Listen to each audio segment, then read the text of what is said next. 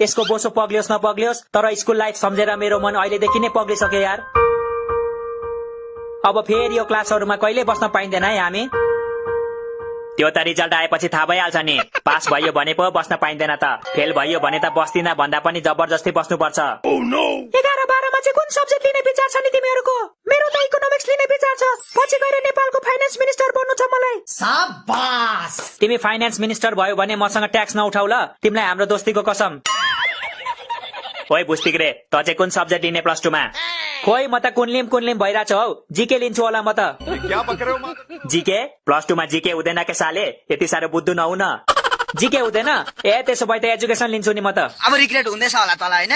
ओइ जियान, त चाहिँ कुन सब्जेक्ट लिन्छस्? म त होटल म्यानेजमेन्ट लिन्छु। होटल म्यानेजमेन्ट लिनेले मिठो मिठो खानु पाउँछ भन्ने सुनेको थिएँ, त्यसैले त्यही लिन्छु म त। अबे साले, अघि त खुब 1 महिनामा घटेर देखाउँछु भन्दै थिइस् त, अहिले कहिले खानाको याद आयो तँलाई? कैसा लगा मेरा मजाक?